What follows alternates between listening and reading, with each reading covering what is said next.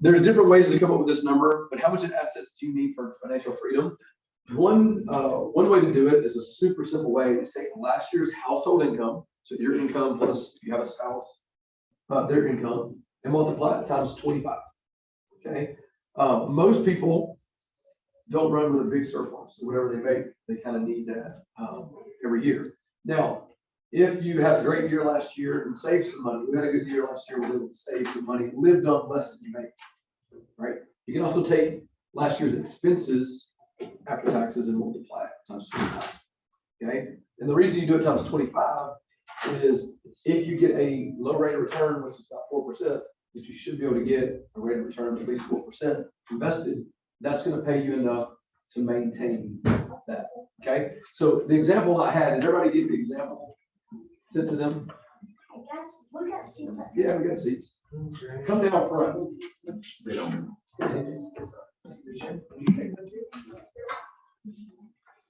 I know you like to. I'm so sorry, I'm late. So sorry. Just start. So in total assets, the example that I shared with you guys, if the household income was $100,000 last year, and you did the multiple of 25, you'd want $2.5 million invested in assets to be able to have financial freedom. Does that make sense? So put that in there for whatever yours is. You don't have it filled out. Did you have one filled out beforehand? So start at the top. You'll start. When do you want to have financial freedom? What age? And then how much assets do you need, which is what we're on. Take last year's income or last year's expenses, multiply times 25. Simple math, if it's 100 grand, it's 2.5.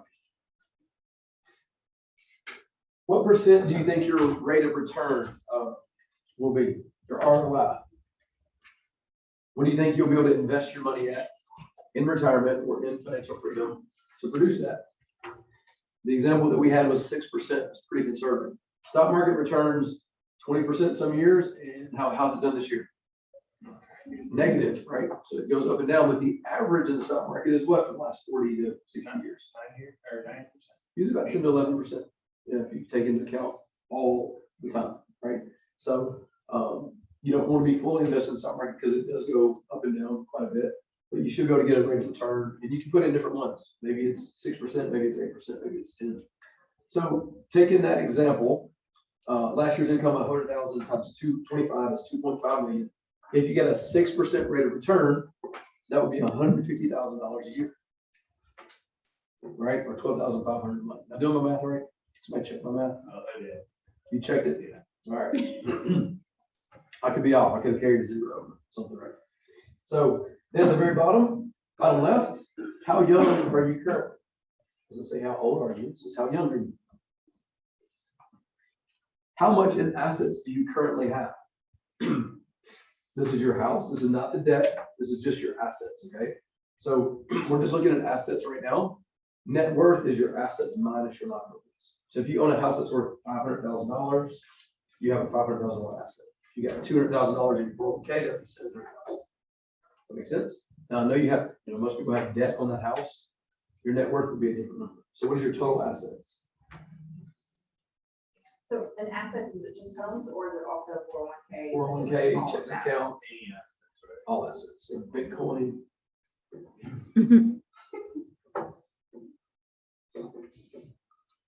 Might be a lot of things right there. And then last, what annual rate of return are you currently earning? Who knows their annual rate of return that they're currently getting on their assets? Most people don't know. And you can put, I don't know. If you do know, you can fill in that box. So guys, we should have this base started. He's going to build from this. He went over this in the last class that he did. He wanted to make sure that everybody had this part ready. And then Matt's going to be talking about how can you create passive income? How can you create real estate income that could replace the real estate career? Who would like to have enough income to live on from your rental properties that you don't have to sell a house? You can still go sell as many houses as you want, but you don't have to. You're very nice, right? So, yes. So in other words, if we don't know any of this, then this is not going to be of No, it's fine. good value to It'll it. be fun. And you can guess on it too. Dude, this will be an amazing value. This is an amazing value. That's Matt's Matt. here. Matt's here. So if you know what you made last year, you can just guess and say times 25, and that'll be your blue line, right? And you just kind of guess to start, and then he's gonna give you a lot of stuff to build on. Okay, thanks. I appreciate it. But yes, without further ado, we had Matt jump in. Matt, we had the volume cranked up to 100, I think, when we first started talking. But, Sorry. Matt is a really good friend of mine. He lives in, is it Salt Lake City, right? That you live in Utah? Yeah, suburb of Salt Lake, that works. Suburb of Salt Lake.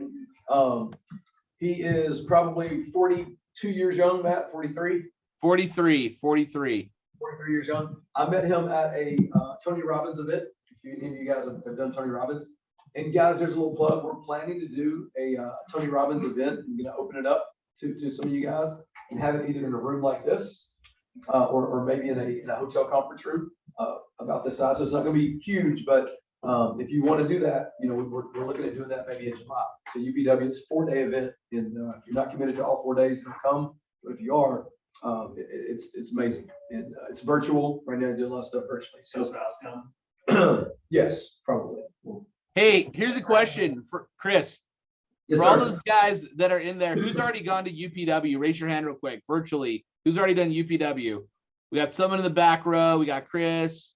Okay, who has not gone to Unleash the Power Within? Raise your hand. Who has not? Raise your hands. This is A everybody. lot of people. All right, cool. That's good. UPW. So Unleash the power within. Go ahead, Matt. awesome. We get to go. All right. So here's what's cool. I've got my team watching this virtually also because this is really important. So I'm going to call people out: Chris, Kim, Grant, Brittany, Lucero, Austin, Joe, Eric, Josh, Derek, Amanda, Leslie, Gilbert, Grant. Let's see, Sarah, Benjamin, Kirsten, Austin. Please all turn your web cameras on, okay?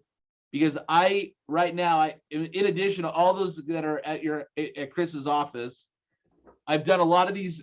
Wow, look what happened. So here's tip number one. You guys want to write this down? In the Bible, in some book that Chris tells you, he says, ask and ye shall receive, right? So here's what Chris did. About 3 years ago, Chris went to Fiji. And if you guys have met Chris, he's kind of like, you know, this Southern guy, talks like this. And I'm in Fiji, and we got all these Fijians, and we were talking about real estate and life. And you guys can make fun of my Utah accent. I'm totally okay with that. But Chris has just got a different flow. And we like totally connected. And then literally in like August, we met up in Fiji. And then we met up in Hawaii. And then we met up in like Date with Destiny. We just like became friends, okay? So with this, Tony Robbins says success leaves clues. If you guys want to write this down. So here's what I'm going to give in a 1 hour jam-packed information, okay? So I'm today closing on my 102nd property. So that's a mix between a 12-plex, 8-plex, 4-plexes, triplex, duplex, and a bunch of single-family residencies.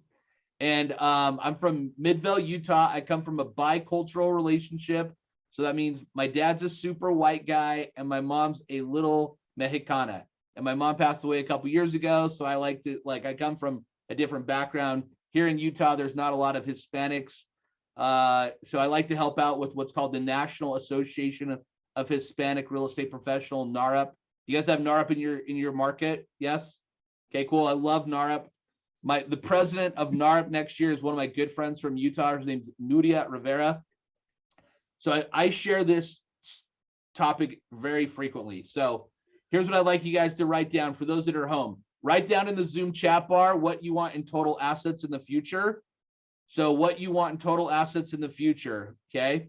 And those of you guys that are in Chris's office, you should have reinforced saying, this is what we want in assets. And then, so I'm waiting for everyone to participate. What do they want in assets in the future? Then number 2 is, what do you want your ROI to be? Return on investment, okay? So Kirsten would love your comment. Austin Patterson, love your comment. Viberg, Charles, love yours. If you guys can type that in. And then the next part is, how young do you want those assets, okay? So why am I sharing this with you guys? I've been a mortgage lender going on 20 years, okay? So here's where we're gonna get super juicy. I've been a mortgage lender 20 years. And if you guys can allow me to share my screen, that would be awesome, Chris, or Chris's team. So I've been a mortgage 20 years, and I've been teaching this class for 10 years in Utah. So there's been literally thousands of realtors that have probably listened to me share before, but very few actually implement, okay? So you guys all heard of the Pareto principle, 80-20? Raise your hand if you've heard of that. 80-20. 80% of your success comes from like 20% of your work, right? So what we're doing is you guys are the creme de la creme because you work with the Chris Haynes and the Chris Haynes team at Preferred Rate. Hopefully that was a good plug, right, Chris? So with that, we're going to work backwards of how to build a real estate portfolio to replace your real estate career, okay? Host, disable, participate in screen sharing. I still can't share. We're working on Which it. one? Okay, you're good. Like No host? problem. Yep, the host. Okay, so while we're getting that ready, so here's this background. So I started as a mortgage lender at 23 years young after selling cell phones. I didn't finish college. I was going to a local university. I'm 2 classes shy of an associate's degree. But I knew that these wealthy people were making money in mortgages or real estate. And then as I was in mortgages or real estate for 3 years, I saw that the wealthy people that I was doing mortgages for owned real estate. So by raise of hands, and I'm going to focus on the people in Chris's office first. If you guys at least own 1 rental property, raise your hand high. Chris's office. Okay, cool. If you don't own a rental property, raise your hand high. Okay, it looks like about 50-50. Chris, we should have your brother sit in the front because he's better looking than you. All right, cool. Back to that. I can see him in the back. I'm glad this is not RESPA compliant. All right, cool. So about half and half. Good. Now the next part is, how many of you guys are actually concerned about retirement? Raise your hand, or financial freedom. You actually think about it. Okay, cool. A lot of you. Okay, so a lot of studies will say that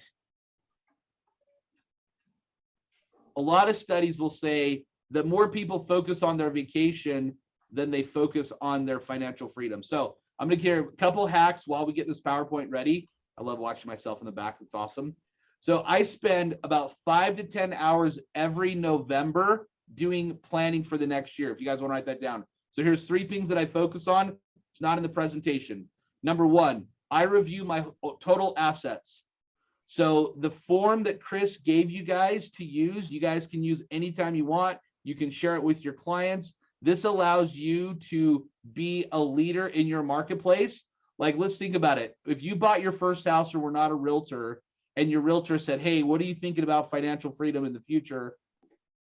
And you did a review on the values, you reviewed what the rental comps were, you talked about 1031 exchanges.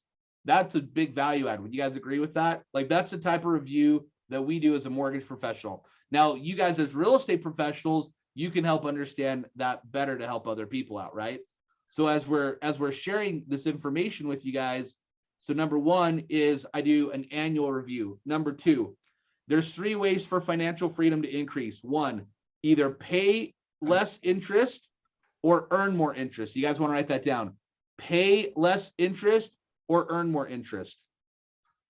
Okay. Number 2, you buy better and you sell better. What does that mean? Right now, we're at like a peak of the market. So this is a great opportunity for you to sell the worst performing assets. Okay. Number 3, you are more tax efficient. Okay. So I'm going to have my team type this in the chat bar. So 1, you pay more interest. Sorry, you pay less interest or earn more interest. 2, you buy better and sell better. And 3, you're more tax efficient. Okay. So of those 3, which one do you guys think you guys are? Type in the Zoom chat bar, and I'm going to ask the people that are in Chris's office, what do you think? What do you think you are? You buy better, you pay less interest, or earn better interest, or are you more tax efficient? Okay, I want everyone to see what they're typing in, or I want you guys to identify. And ideally, the answer is D, all of the above. As you guys want financial freedom, you're going to become experts on those 3 items, right? So how do we replace how do we replace our real estate career? Couple things with this. Here's our why. Has anyone read the book Start With Why with Simon Sinek? Raise your hand. Start With Why with Simon Sinek. Good job, Don. I like that you're participating. Here's my family. Here's my mom. This is proof that I'm half Mexican. Okay. My mom, you guys should be joking. If you guys were live, you guys would be laughing. Okay, so this is my mom. My mom passed away on my birthday on August 2nd of 2020. Okay.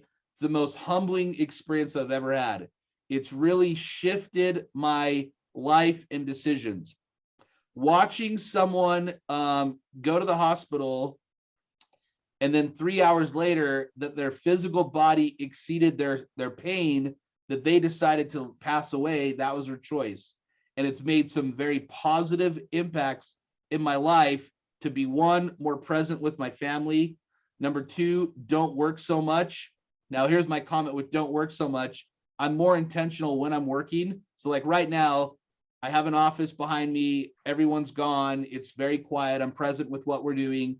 And then number three is I'm planning more in the future, but being present now. If you guys want to write that down, okay? So my mom's passing has been a blessing for me to help other people being more intentional, okay?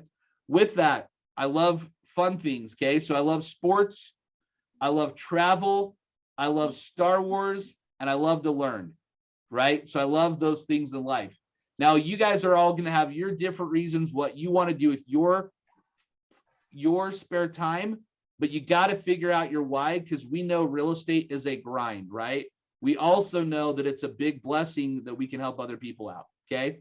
So there's enough with why my why. Now let's go with you guys, okay? So you guys can take a photo or write this down. Everyone, when you're real estate investing, you're a starter. The starter is the first 10 years as an investor, okay? You're all over the place. You want to do buy and holds, fix and flips, assignments, land development, syndication, storage facilities, mobile home parks. You guys have them there in Tennessee.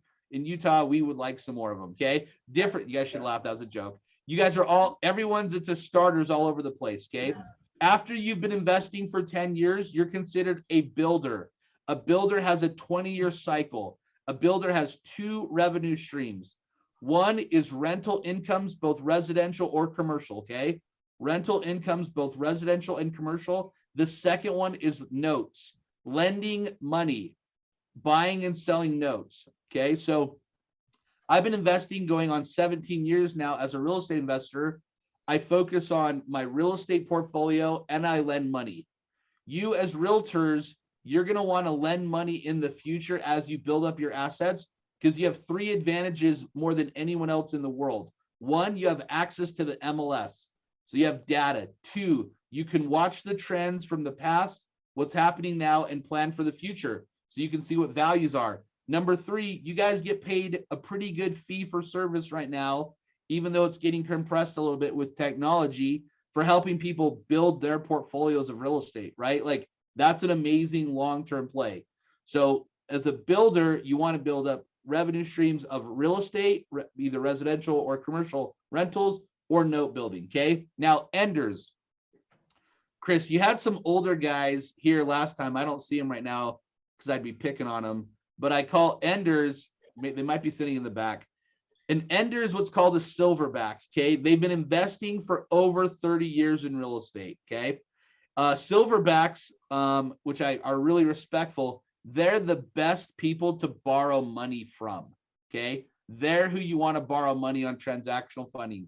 They have two concerns. Number one, they want to be tax efficient, okay? They want to be they want to be tax efficient and pay the least amount of taxes to the IRS. Number two is they don't want to lose their principal, okay? They don't have time in their favor as much to go back and hustle for a long, long time, okay? So time in their favor.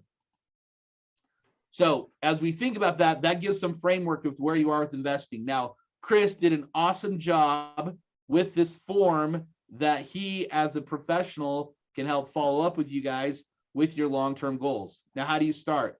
This is my opinion. I like investing locally. So I think you guys should invest in Memphis or in Nashville.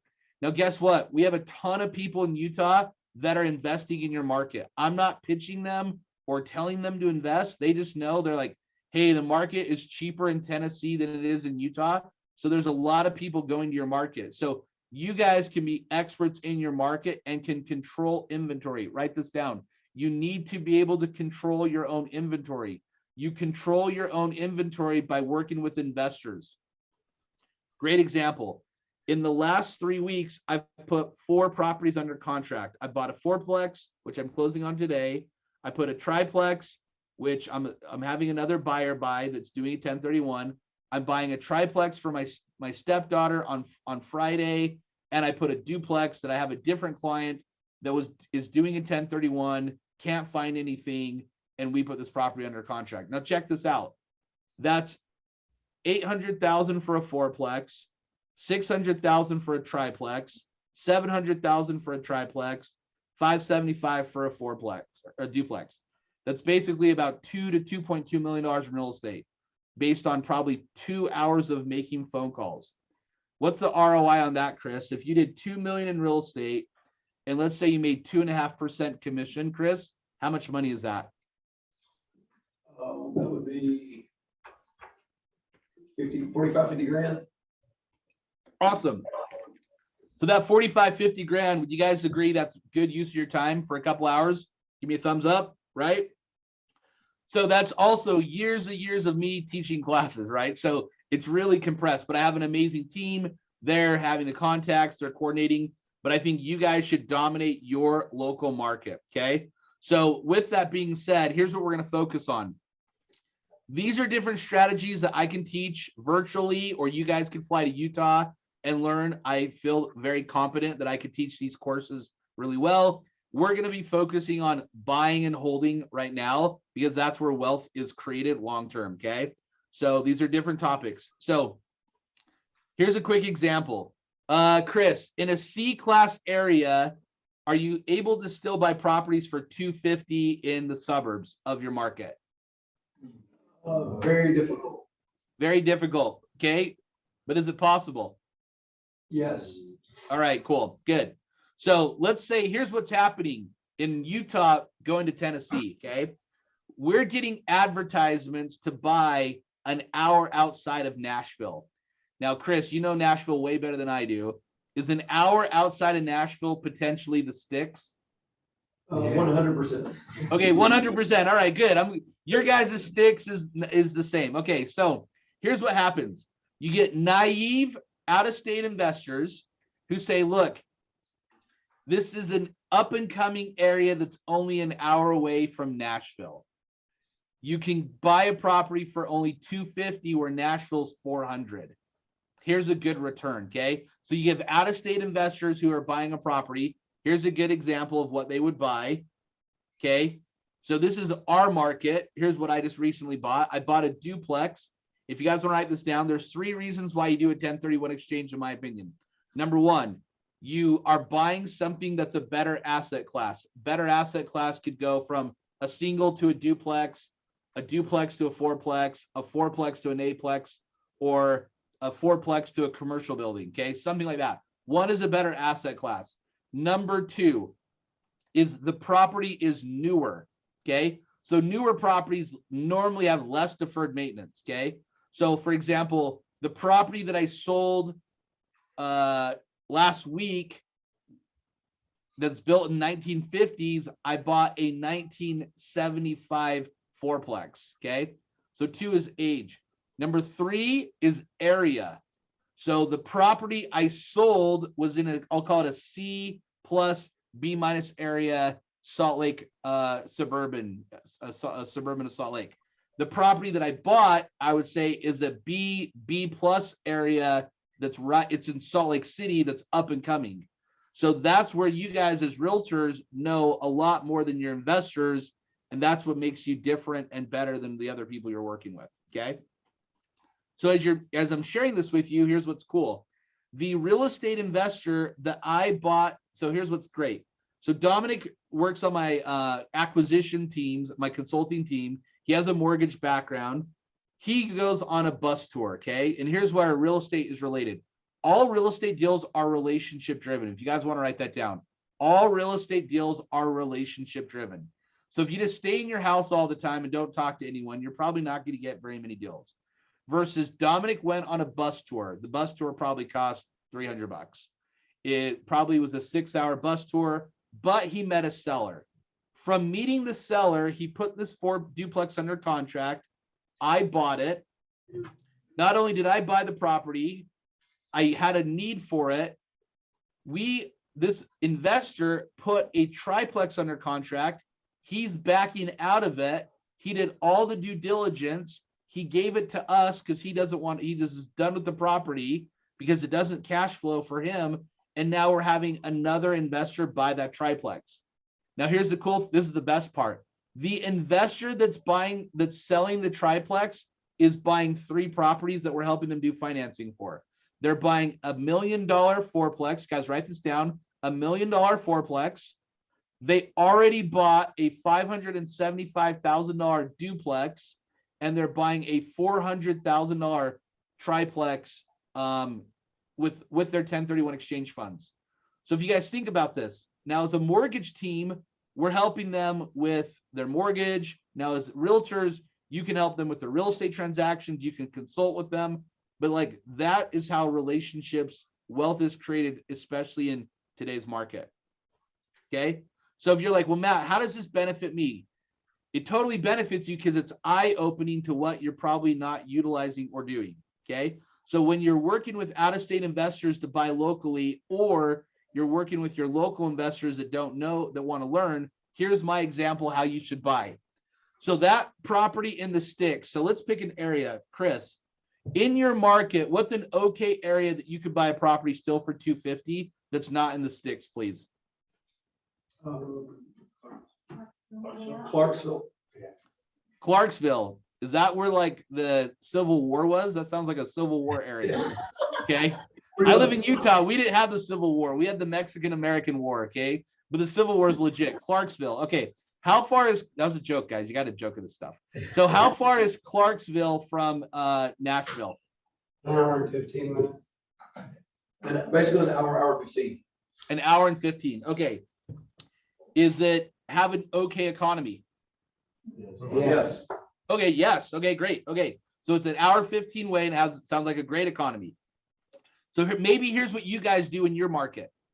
Maybe you buy a property for $175,000 with hard money or a private loan because you got to close quick, okay?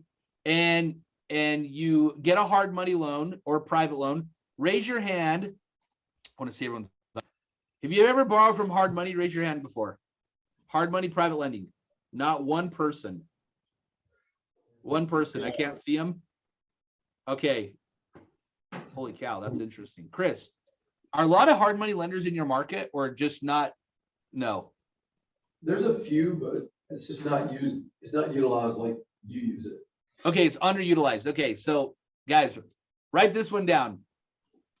I have decreased the amount of money I can make as a hard money lender because I've been teaching classes for 10 years.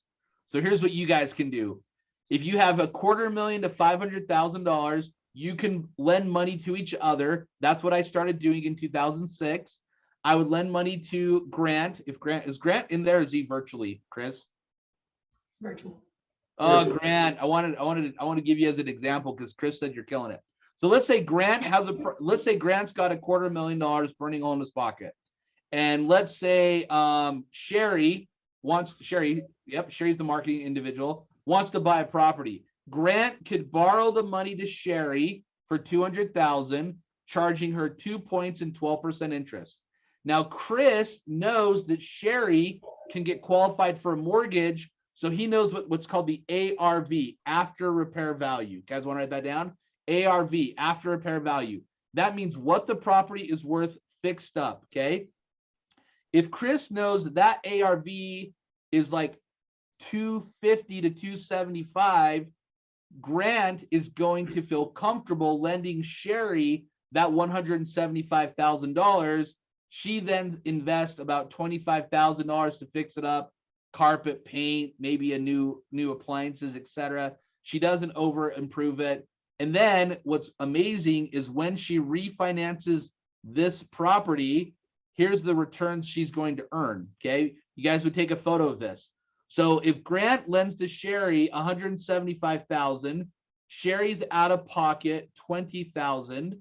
When she does the refinance at 70 or 75 or 80% loan to value, her cash flow, if she gets hypothetically $1,600 a month in Clarksville, here's a question. How much rent can you get in Clarksville on a 4-bedroom, 2-bath house, Chris, or anyone else in there? I would say 1,600 was the. Awesome, great. Look, I did my research before I did this presentation. Good. So if Sherry is only out of pocket $30,000 and she cash flows, now rates have gone up in the last couple months. We know they'll probably go back down, but we're going off what they are right now. She'll cash flow 17.48% on your money. Raise your hand if you guys want to make more than 12% on your money. Everyone get your hand up. Yeah, all right. We all do. So that's the power of leverage. Guys, write that down. That is the power of leverage. Most newer real estate investors underutilize leverage. Okay. They underutilize leverage so much. This is why I still teach the classes to help other people out. Okay. So how do we leverage? OPM, other people's money. Okay. So as we're borrowing other people's money, here's what we can do. If you guys want to take a photo of this one, you can. Proven starter methods. So what we're doing is we're compressing a decade of real estate investing into a couple years or a quick 1-hour presentation. So there's lots of reasons. You find better value deals. You don't have to put as much money down. You can make value-driven repairs. You invest less cash out of pocket and you get a better ROI. Those are all reasons you utilize hard money. So here's an example. When you do a flip, because a lot of times Dawn, I love your glasses, Dawn, by the way. So Dawn might say, well, I really made this house cute and I was going to rent it out to my in-laws, but they decided to live in my basement still. I'm just making this up. But so now I'm going to flip the property because guess what? That happens all the time. So you always have multiple exit strategies. So when you're buying properties, you want to have multiple exit strategies. You might want to end up flipping that property because you want more cash to it for another deal. So here's a good example. When we sell a property, we take 10% off the price, off the top. Now in your market, is it very common that you guys are doing buyer's closing costs or not? Not really right now.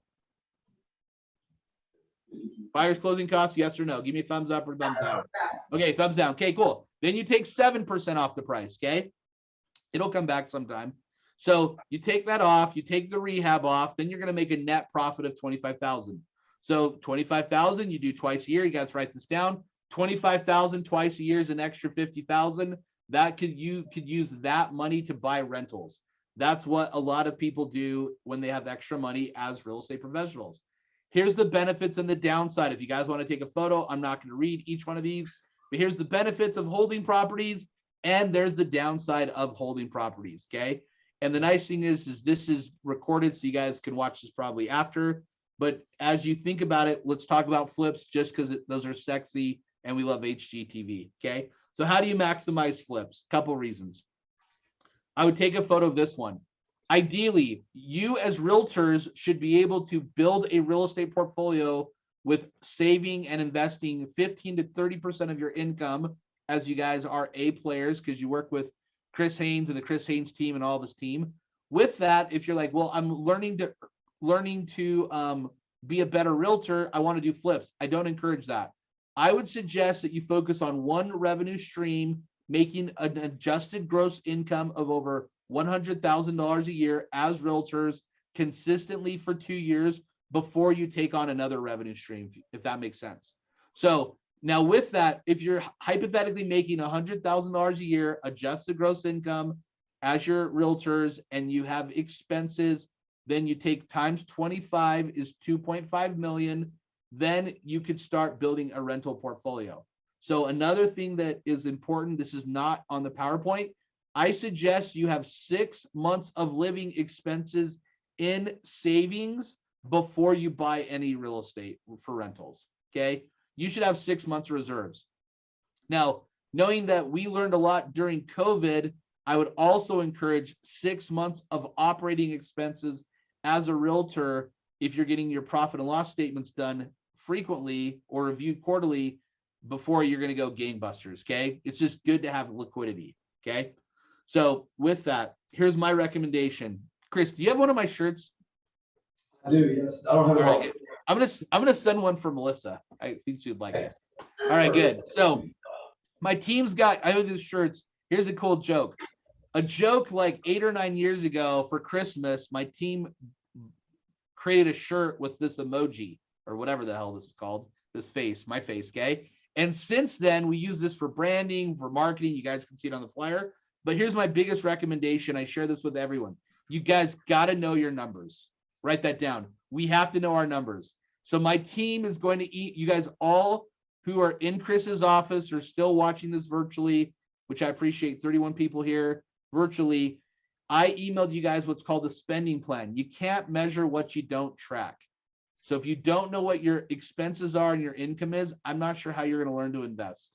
So if you haven't done that before, what a great time to start doing it now in May of 2022, okay? So as you're analyzing deals, you need to think about what is this property worth and what can I get it for, okay? So what I want you guys to focus on for a minute, raise your hand if you guys are learning. Lots of good stuff. It's hard to do virtual. All right, I'd get everyone to jump around, but you haven't gone to UPW yet. My team can, okay? So with that, here's 2 questions anytime you're presenting a deal to someone that you want to sell. Here's what the property is worth, and here's how much I can get it for, okay? I don't care about 4-bedroom bath, new tile, blah, blah. I don't care about that. I want to know, what can I buy the property for and what is it worth? Because what do I want as a real estate investor? I want a deal, right? I want a deal. Now, what's happened with deals? They're decreasing. So I can either have my cash sit on the sideline, which is why I lend hard money, or I can continue to buy properties, or both. Okay, so what is the property worth and what can I get it for? Okay, so that's what is really important as we look at properties. Okay, so here is the ugliest property that I've recently purchased just last year that you guys are going to check out. Okay, so I bought this property from a motivated seller. They're motivated for 3 reasons. Can you guys see the photo? How ugly is that? Yes. Pretty ugly. Okay, so 1, the seller's grandson had not paid rent in 24 months due to COVID. Okay, so grandson's totally taking advantage of grandpa. Number 2, I could not go on the property because the tenant was antagonistic. So I had to buy the property as is. I assumed the worst case scenario and I didn't assume enough. It was worse than I thought. And I bought hundreds of houses. Okay. Number 3 is the grandpa needed money to do some other improvements in his house. So what were the 3 motivations on that example, guys? What's the 3 motivations? Let's go. There's a lady that's wearing a black and white leopard print that has red hair and a tattoo. I kind of like you. What's your name? Summer. Summer. What's up, Summer? All right, Summer, if you come to Utah, I'll help do your mortgage business. All right. So Summer, what was concern of the 3, which is one concern you saw in there? Money. They needed money. They needed money. I would agree. Awesome. Thank you. Let's give a round of applause for Summer. They needed money, right? Money. All right. We're going with Reed. Reed kind of looks like George Lucas. Reed Working. So Reed Working, George Lucas's twin brother. What's another concern that the seller had, Reed? Well, obviously, he probably has trouble with the condition of the property. I love it. He has the condition. He has trouble with the condition of the property. Round of applause for Reed. That's working. Awesome. We're going to go with the guy in the front row sitting next to Chris that has a silverback goatee. Go ahead, Mr. Silverback goatee. What's your name? Troy. What's up, Troy? I love your guys' accents. They're so cool. All right, Troy, what is concern number 3 from the seller? Grandson. Grandson doesn't want to be more uncomfortable with his grandson than what's necessary. Do these challenges happen also in Tennessee, guys? Yes. Absolutely, right? Absolutely. So here's what I shared with the investor or the family member. Why don't you guys list this on the multiple listing service to get more money? I'm always giving them that option. They're embarrassed. So number 1, there's 3 reasons why they don't sell in the MLS. 1, they're embarrassed of the condition. Okay. And I would write this down because this is when you're going to buy properties from clients versus listing them. Okay. I'm literally changing your mindset From I got a list to like, oh, I could buy this myself. One, they're embarrassed of the condition of the property. Number two, they don't want it to be public. The other people know what's going on. That's a huge concern. MLS is public information, right? Anyone knows you have a house for sale. Number three, they don't know what to do. So you guys as real estate professionals, you guys come up with solutions how to help them out with that. Okay. Those are the three common reasons people don't list on the MLS and I buy properties from them. Okay. So here's what we'll do with this. We got another 19 minutes. This is going amazing. Okay. So as real estate professionals that you guys are, here's how I analyze properties. This is our tax data, and this is not an error. This is literally how the photo shows up in the county. Okay, it's kind of funny. So yeah, it's not like our bad programming. It literally shows up like this. This is why I love this example because it looks awful. Okay, but here's what I look at. One, I'm looking at the gross living area GLA. Okay, gross living area. Chris, are basements common in your market or no? That people live in? Yes. Okay, cool. Same as ours. Okay, good. So one is gross living area. Number two, the year built. And then the three, what type of style of house it is. Okay. So when I'm looking at comps, and this would be a fun exercise. This in our multiple listing service, I do own a boutique brokerage here in Utah that we focus on property management and working with real estate investors. So we want to complement our realtors like you guys, but we know that a lot of people will just want to work with weird scenarios like us. So here's our comps. This is a brief version. So my comps are my list price, sold prices, 385, 367, 350, 285.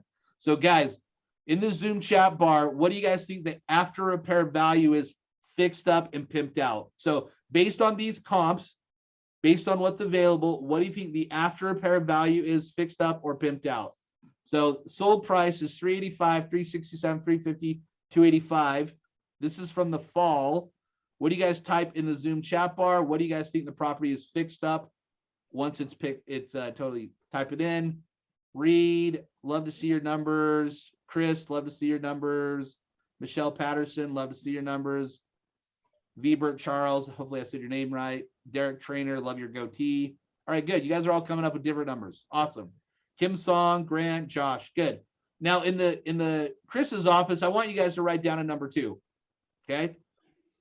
So, because real estate investing for a flip is speculating, right? We're making a decision of what the market is now and potentially what it's going to be in 90 to 180 days. So here's what we also look at. We look at the sold comps. Okay. I'm always want to look at comps. I'm sure your market has a difference depending on different streets, different things like that. I'm also looking at solds, their actives and under contract. So if you'll notice, there was only 3 properties similar to mine in that market within a 1.5 mile radius. So if there's inventory that's low, what does that mean with values normally? Values are going to go up. Got it. You got it. I agree. So here's the cool thing. We ended up listing the property. You guys want to write this down for $370,000. Okay. We bought it for $180,000.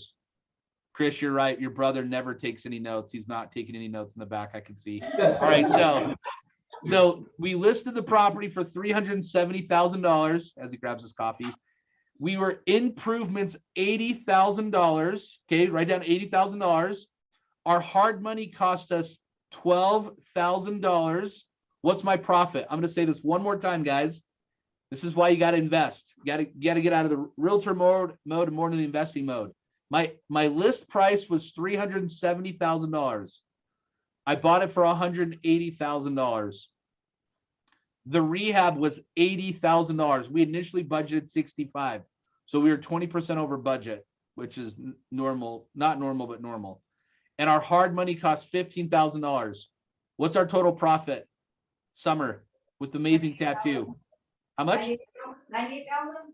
98,000. What did you guys come up with? 85. What else? Did you have selling costs? Did you have to pay commission on the 370? Good. You got to take into consideration transactional costs. Good. So transactional costs, 7% off the top. Now here's the cool part. We listed it for 370. We had 22 offers. Write that down. 22 offers. The highest offer was $463,000, which was freaking crazy, not normal. We know it was not going to appraise for more than 400. So what did we do? We let the market drive the price. We went with the higher offer because I'm a greedy real estate investor. We went with the highest offer. The appraisal came in at 410. So then we went back to them knowing it was not going to appraise for more than that. They agreed to pay $25,000 over the list price, and they put 5% down, and we sold the property. Guys, that's a thumbs up. That's awesome. That's a winner, right? Winner. Okay. Now, do all flips happen like that? No, hell no. They don't happen like that all the time. Okay. That's like 1 out of 100. But here's what you guys need to do as real estate professionals building your portfolio.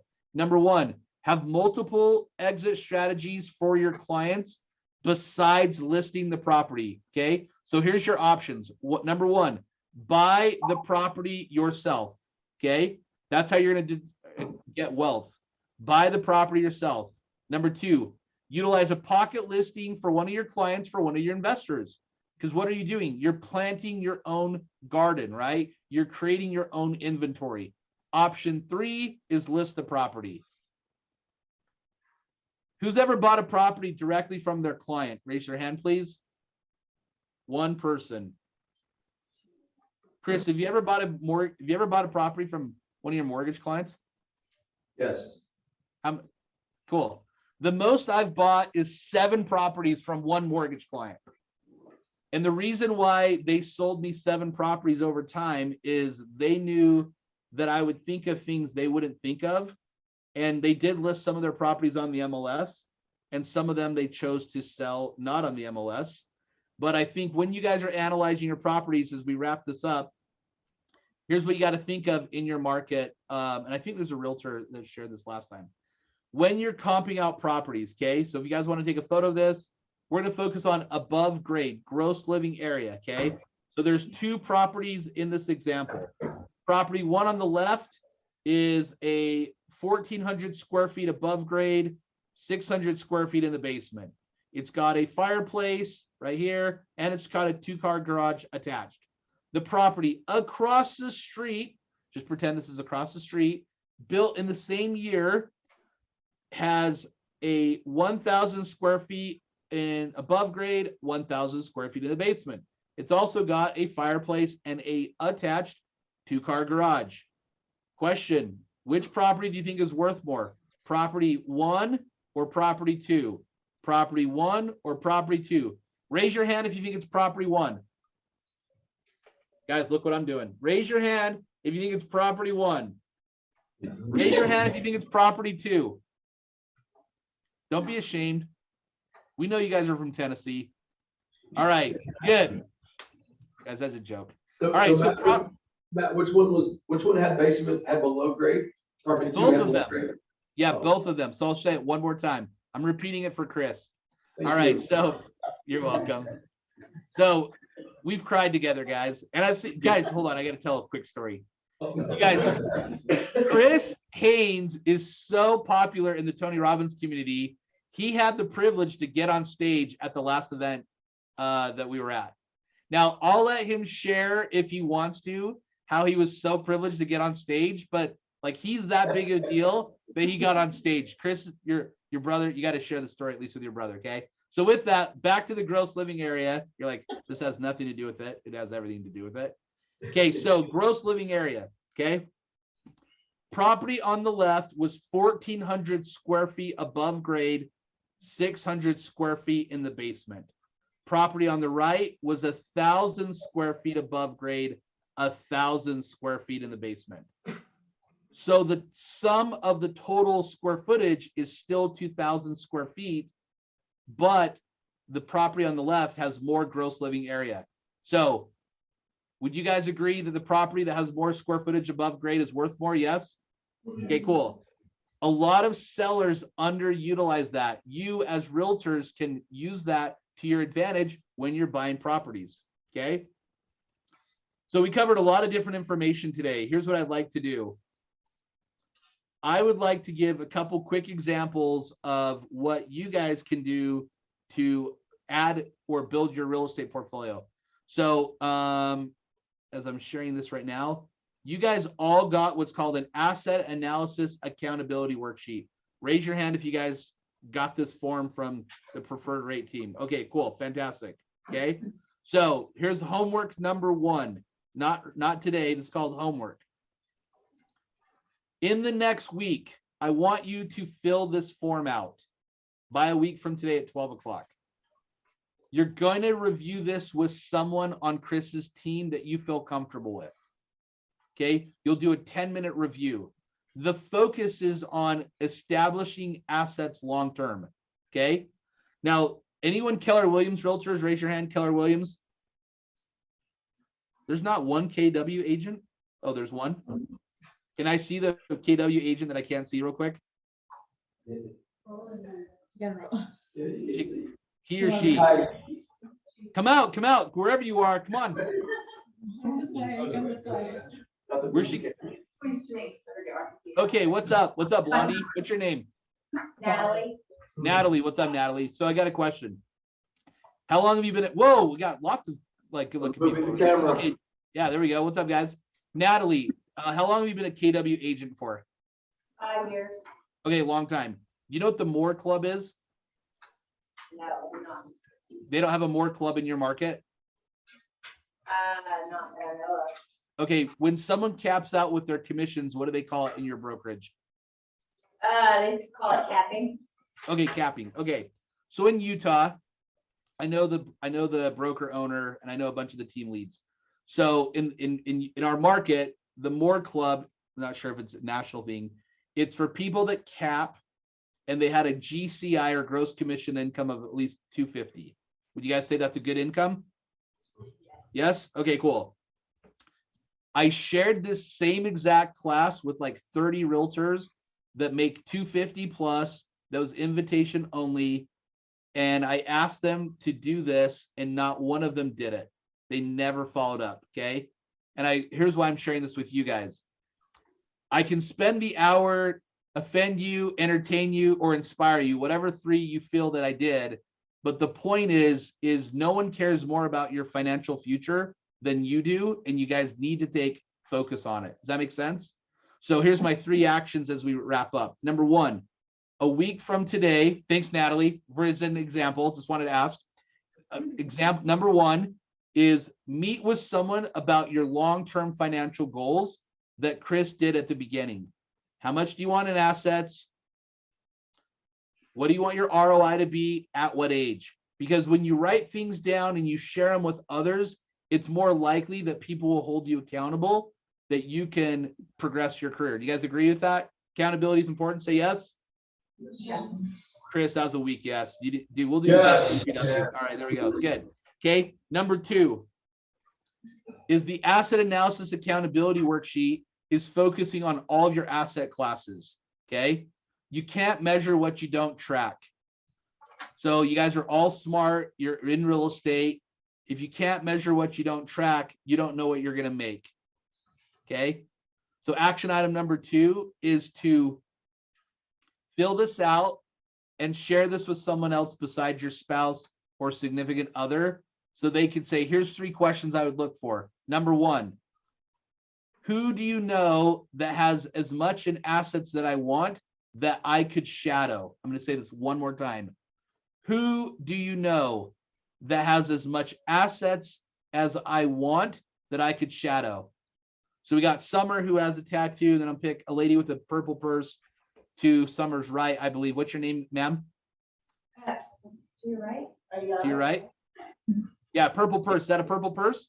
Yes, Ayana. Diana, what's up, Diana? So here's a good example. No, not Diana. What's your name? Ayana. Ayana, even better. What's up, Ayana? All right, so Ayana, what I would ask is when you're sharing this with someone else is, let's say you want $4 million in assets, Ayana, okay? And the person that you're talking to, they're like, man, I can't really think of anyone else. Ideally, what you guys want to do is you want to find other investors in your market that have more than you, that you can ask them the following 3 questions. 1, What did you do to get where you're at right now? I would write these questions down. They're very good. 1, what did you do to get where you are right now? And they're going to give you feedback.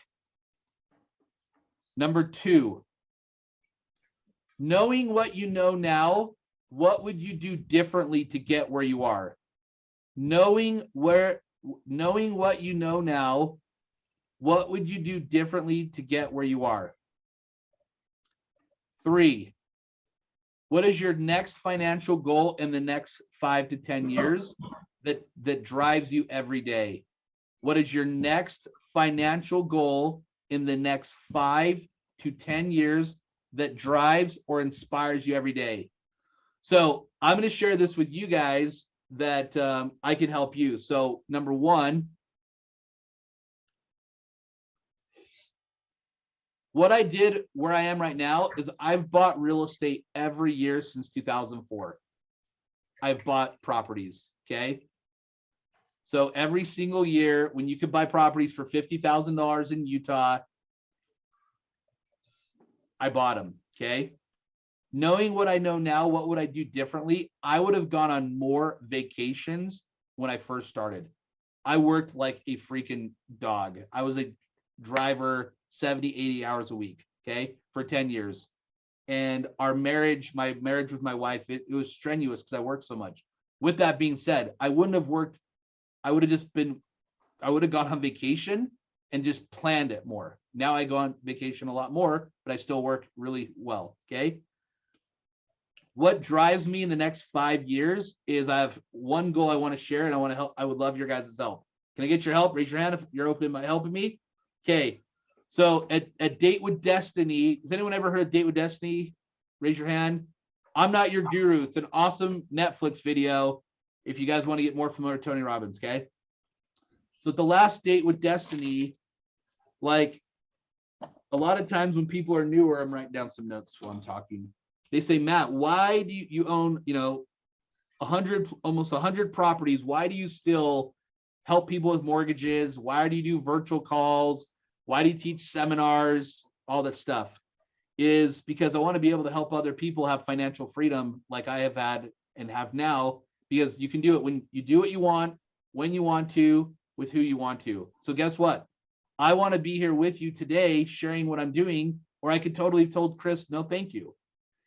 And I'm doing this for free because I want to be able to help inspire, motivate, whatever it is for you guys to think of, man, what am I not thinking about so I can navigate in this thing called life?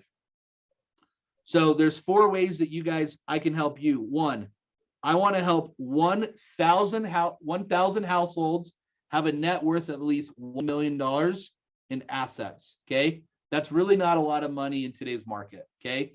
But if people are frugal, they can live off that.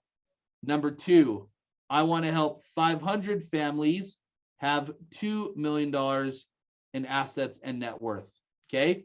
So some of you guys might have written out like, I only want 2 million, which is totally fine.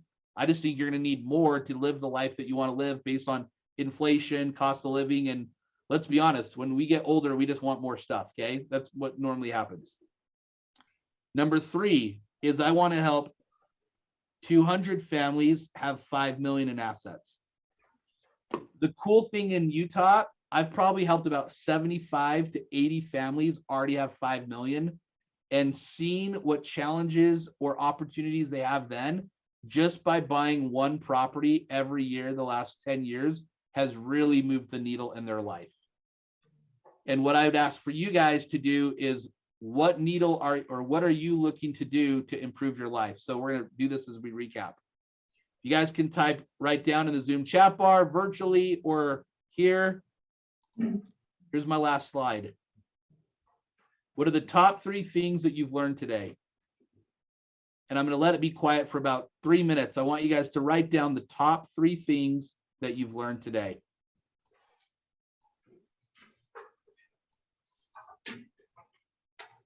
Eric, Josh, Grant, Kim, Leslie, Brandy, love to see your guys' web cameras at the end. Austin, Lucero, Amanda. We got 2 Grants. Thanks for everyone else who has their web camera. What are your top 3 things that you've learned today?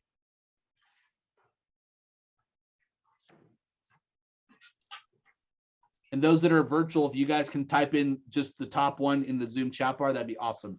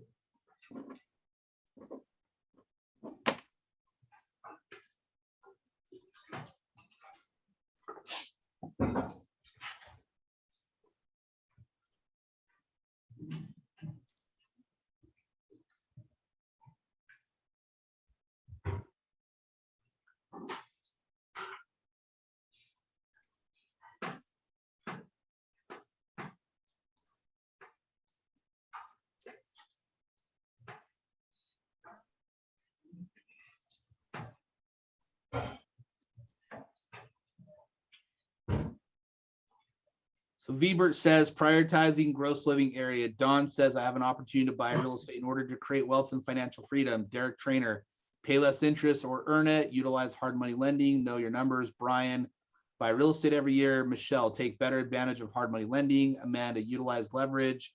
Reed, help others as a hard money investor. Kim, leveraging. Don, I want to have 5 million in assets in order to live the lifestyle I ideally want. Hard money is an opportunity I was not aware of. Grant, spend more time finding hard money, track my numbers better, take more vacations. Kristen, to pay less tax, interest, buy better, and be more tax efficient. Awesome. So here's what I'd love to do that I just got a random idea right now. I'm doing a actually, first of all, let me thank all of you guys for your time, for your 1 hour and 7 minutes thus far. I know you guys have been there a little longer. So let's give a round of applause for Chris Haynes and the Chris Haynes team of Preferred Lending. Round of applause virtually and there in the office. Hey, Chris, there was a lady in the back that didn't clap, sitting down wearing glasses. I think she might work on your team. Is the lady with the... Yeah, she didn't clap. Who is that? That's Robin. Robin, what? WTF? Robin, you gotta clap for yourself. Changing your career. All right, good job, Robin. I know she's all focused, she's managing it. Okay, good. So one thing that I just started is, or I thought of, there's a lot of shifts that have happened in the market, like a ton. Here's my concern, and here's why I'm excited. I'm excited is because that's how I choose to be. One, rising interest rates is gonna totally change what we're doing right now, more than you guys realize. Because if you've been only in realtor for 10 years or less, you've only seen super low rates, okay? So number one, rising interest rates. Number two, the volatility of the stock market and crypto is totally influencing real estate. Like my friends that have a lot of assets, like more than I do, we're in like these different masterminds that we're seeing money being less available that consumers don't know, okay? And then the third thing is how to pivot in a short inventory, but plan for a correction. It's all about planning. Thumbs up if this is beneficial. Fantastic. Chris, thank you so much. Robin, good to see you. Mr. Haynes, thanks for being RESPA compliant, correcting Chris's Facebook posts. I appreciate all of your guys' time. Thank you, Matt. Thanks everyone. Have an outstanding day. Matt, you jumped off. Guys, we learned something today. Yeah. Right? Super entertaining guy. I love Matt. Tony Robbins is great. I mean, we've been to tons of stuff together. So a couple things I want to talk about. The best way to get into your first rental property. Who owns a primary residence? Okay. So the best and the easiest way to get into rental properties is to buy a new primary residence and turn your current primary residence into a rental property. Okay. When you buy a new primary residence, how much money do you have to have down? 3.5% for FHA, 3% sometimes with conventional, probably 5% if you already own a house. So you can buy a new, who would like to buy and get into a rental property for 5%? All right, so buy a new primary residence, 5% down, turn your current house into a rental property. That's the easiest way to get into rentals. So if you have somebody just starting out buying their first house, I encourage them to buy a starter home, right? A 3-bedroom, 2-bath, as cheap as you can find it, wherever, maybe need some work. Buy that house, they live in it for 1 year. They can turn around and buy a new property and turn that into a rental property. If they do THDA, they cannot do that. Okay, they have to refinance if they do THDA. But all the other programs, FHA, conventional, VA, USD, all of them, they allow you to turn that property into investment property. You do need to live there 12 months. You can't buy a house 3 months later, buy another house to live in. That's kind of, so anyway, if you're thinking about getting into rentals, that's the greatest way, easiest way to do it. A couple of things I want to talk about, guys. There's, who here's? I should say also that what we were talking. Yeah, go ahead, Mitch. So I don't know if, I've kind of shared this with some of the agents I do business with that, and it seems that it's not widely known that if you purchase an investment property, as long as you qualify or your client qualifies, right now with their current debt, their current home payment, if they have the money to put down the 15% minimum, on most investment properties, of course, you want to get to 20 or 25%. If you have the money to put down, when we do an appraisal, we order what's called a rent schedule. And that rent schedule, we can use 75% of whatever the appraiser says it can rent for to offset whatever the payment on that rental would be. So literally, usually in this market, rents have gone through the roof as well. Yeah. Usually offsets that payment, and it's like they don't even have a payment coming against them. So as long as you have the money to put down, that's where one of the biggest things that I took away from here is the hard money. Like, you don't have the money, you don't have a way to leverage your own money, equity or whatnot to put into investment property, or your clients don't. Maybe having some connections with some hard money lenders where you're purchasing that property and then you're refinancing it into an investment property Right. down the road. So Yeah. So again, it's just about, if you have that plan, I'm going to buy 1 rental property a year or 2 rental properties a year, over time, you're going to do really well. Great point, Mitch. So there's 3 reasons. Who hears from clients? Oh, we're at the top of the market. I'm going to wait until home prices fall. I've been hearing that since about 2015, right? At some point it will come down, but I don't know when. But there's 3 reasons that home prices have gone up and will continue to go up, in my opinion. Number 1 is millennials. 73 million people in that group are a first-time home buyer age. Okay, what happens when a first-time home buyer buys a house?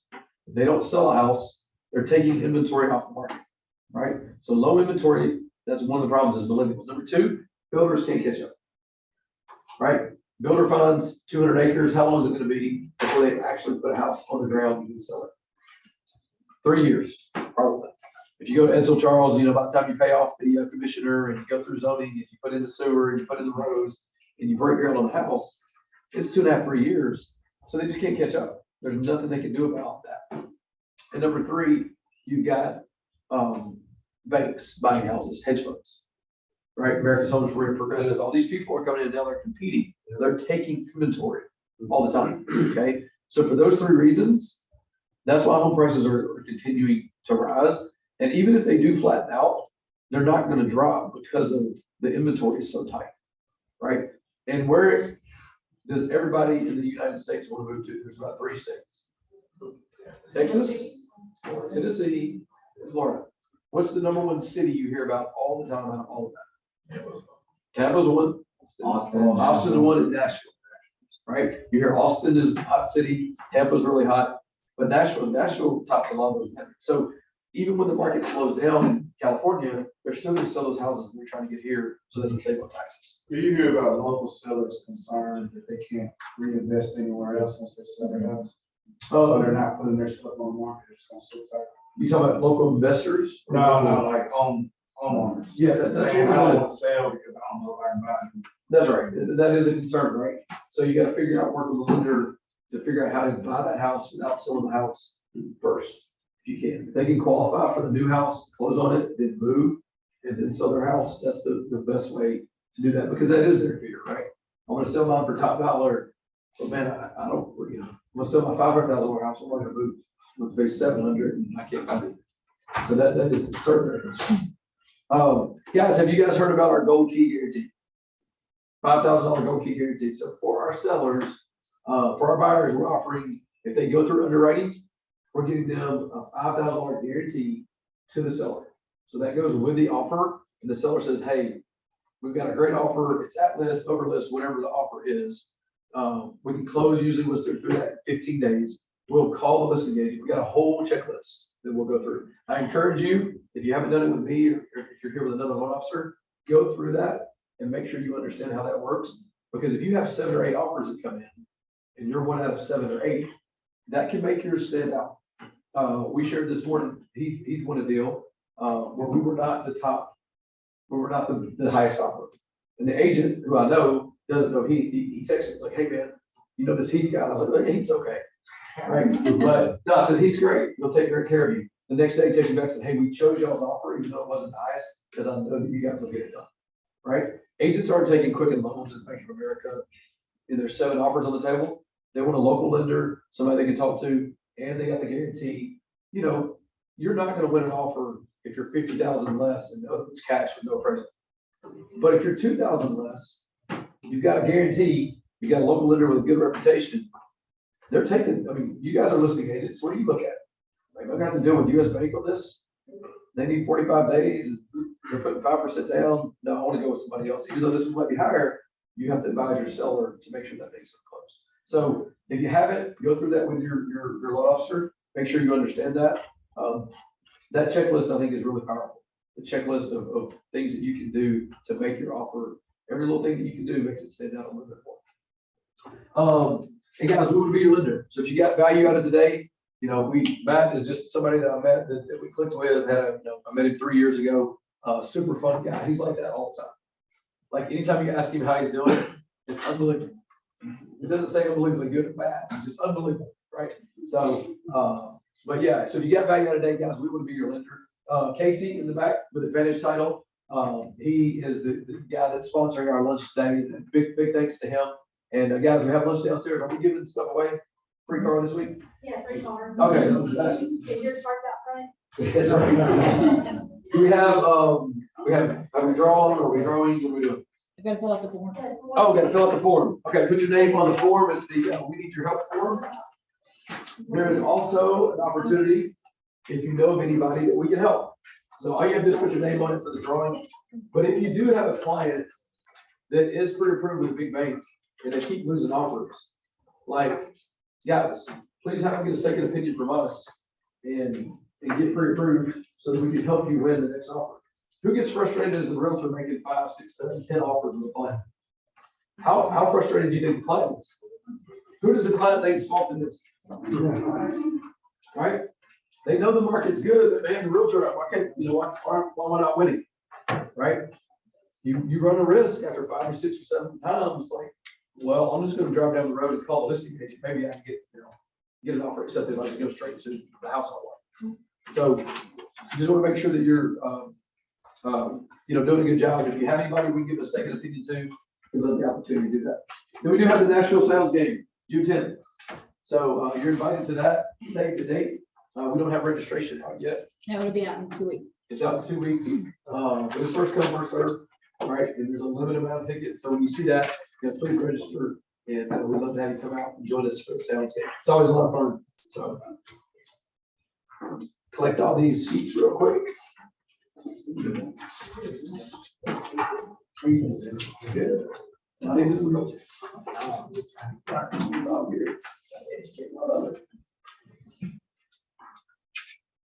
You got them all? Must be present to win, right? A lot of people. Here. Mike Gallagher. Wow. There you go.